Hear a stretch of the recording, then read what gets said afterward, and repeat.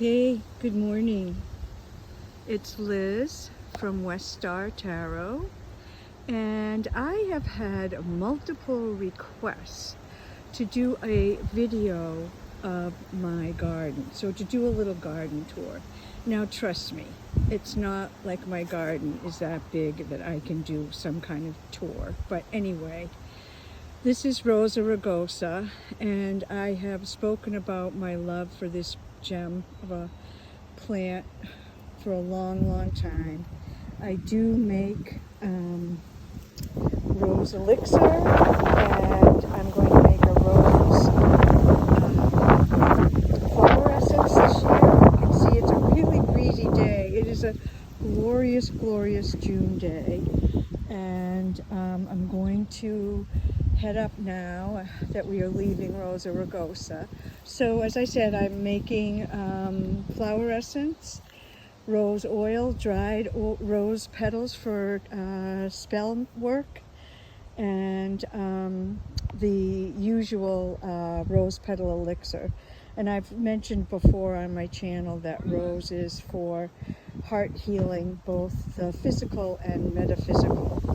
So here's a little garden I've put in over the past maybe 2 or 3 years.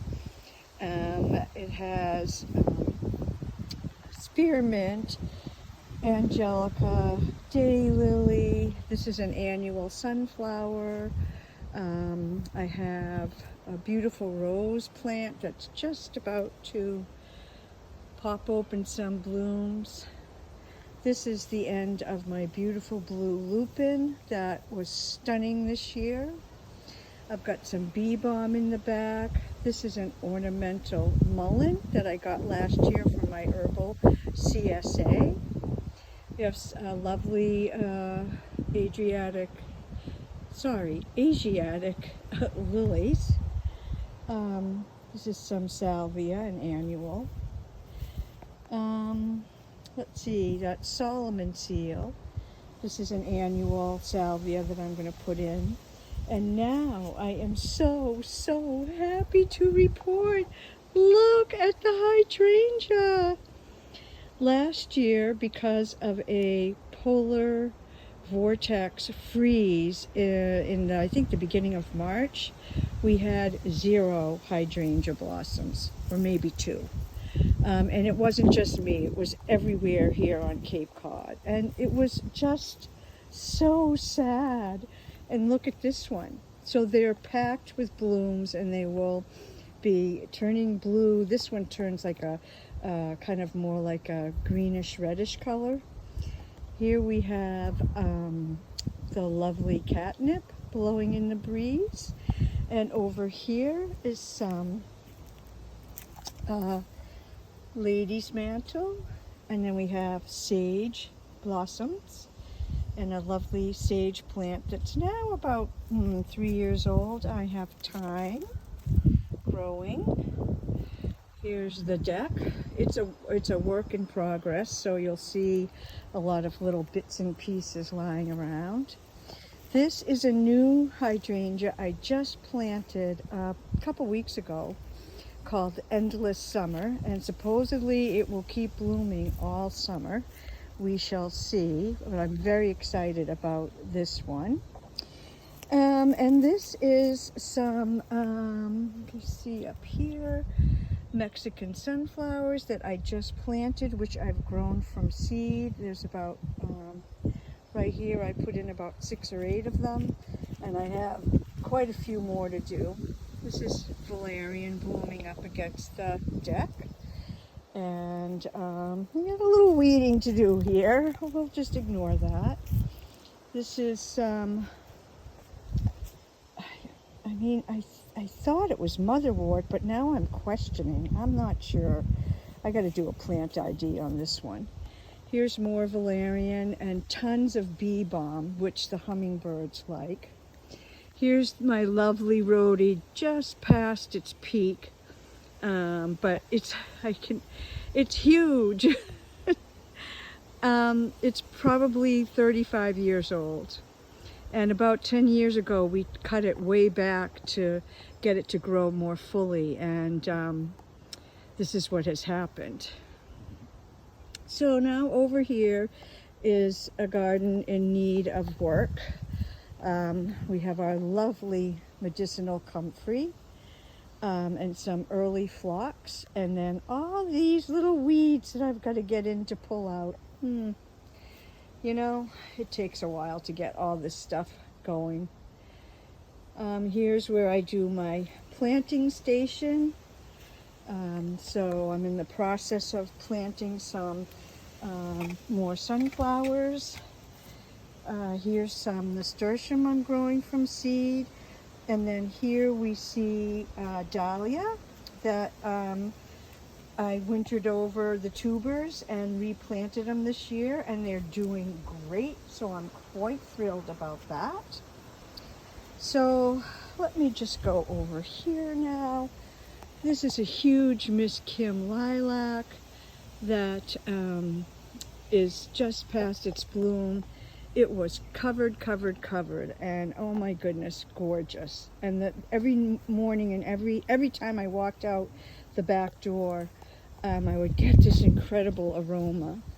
This is forsythia that needs to be pruned, and some beautiful mugwort that has a lovely bed here. I don't know if you can see in the background more comfrey.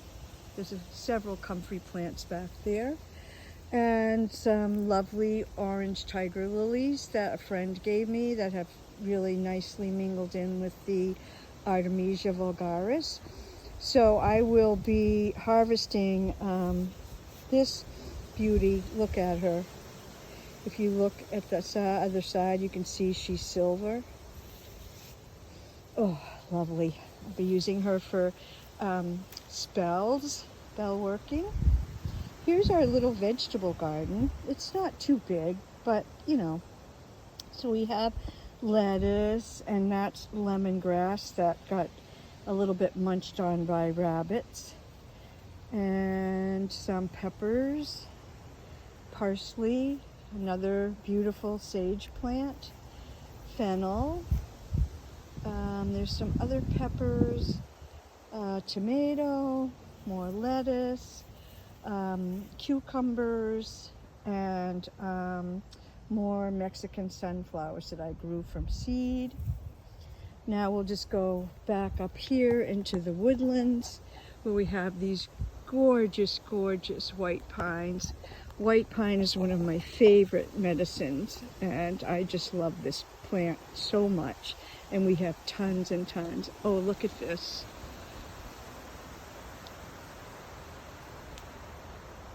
Yeah.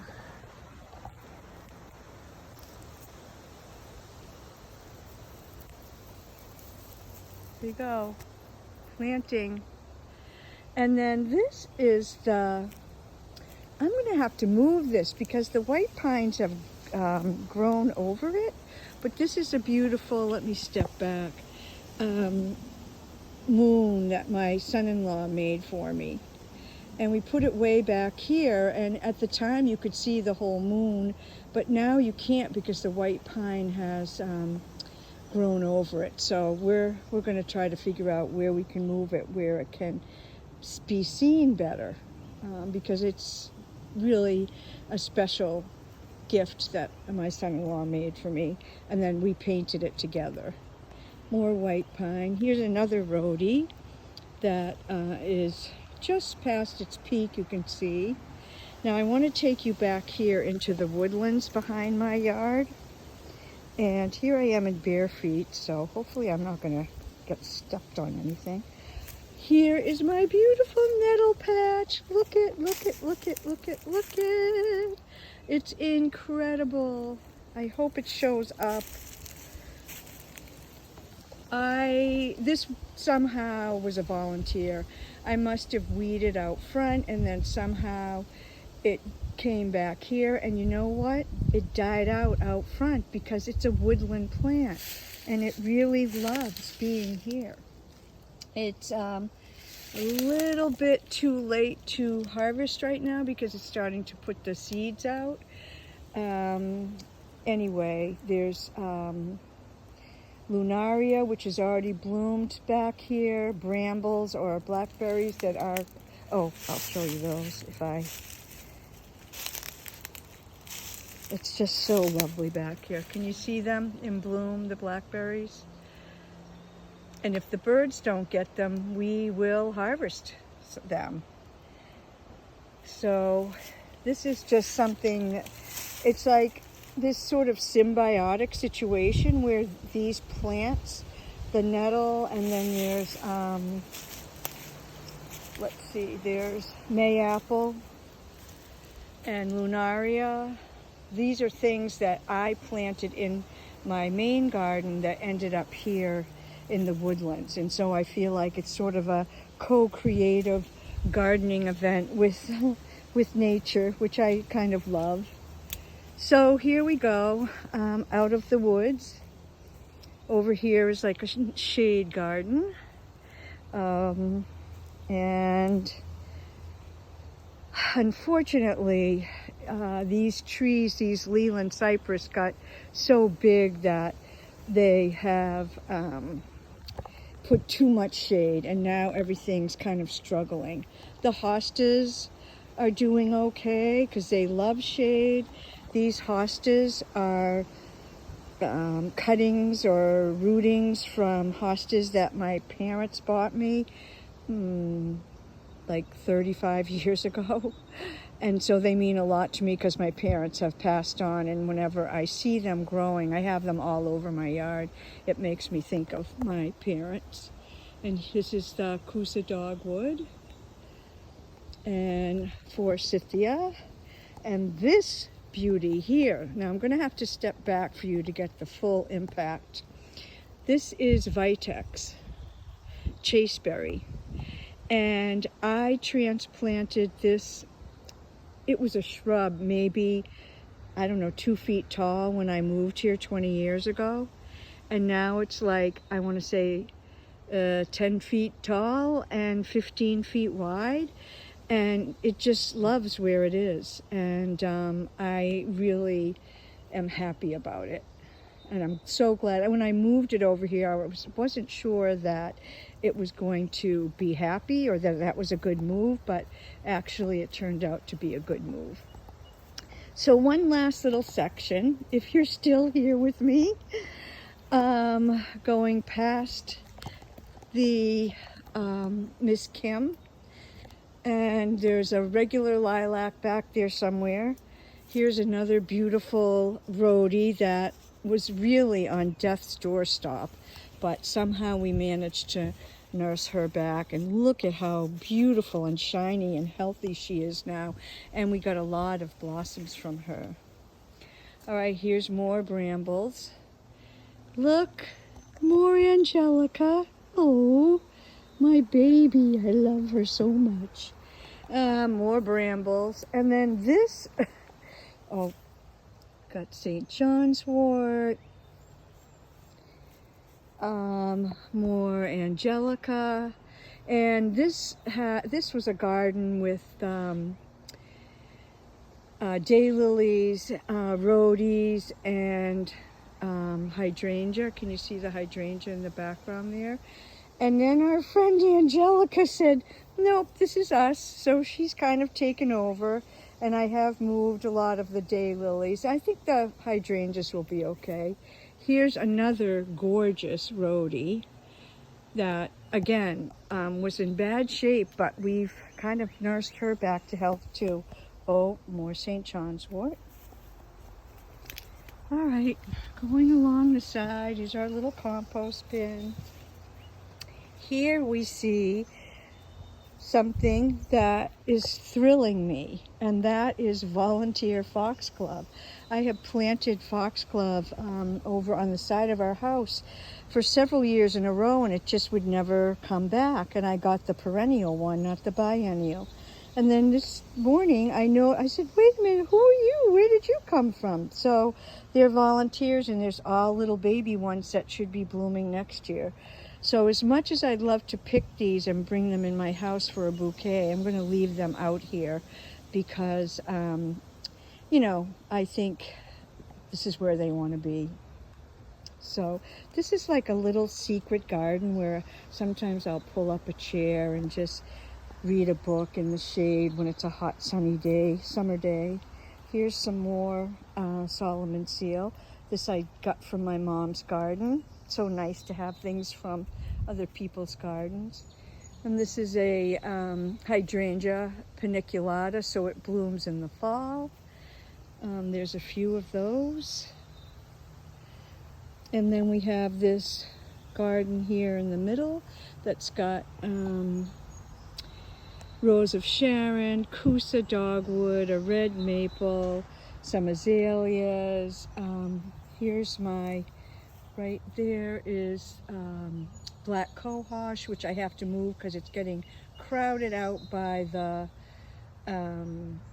lily of the valley. So this is just a garden that I put in, and it's just really kind of gotten overgrown. More hostas from my parents, more angelica. In the back we have tall phlox, a sad rose bush that I need to prune back after it blooms. The Siberian iris have gone by. Oh, there's one left right there. Little sunflowers. And let me go over here. Here we have valerian and some mint and some helianthus and da-da-da, the beautiful, glorious angelica that just makes my heart sing. I've done a little plant spirit mind meld with angelica. I'll show you the one where here we are, where I took this blossom for a flower essence, and I have like a ton. If you're interested in that, I'd be happy to do a little video about the meaning. And here's our front porch, and that's about it. So anyway, that's my garden.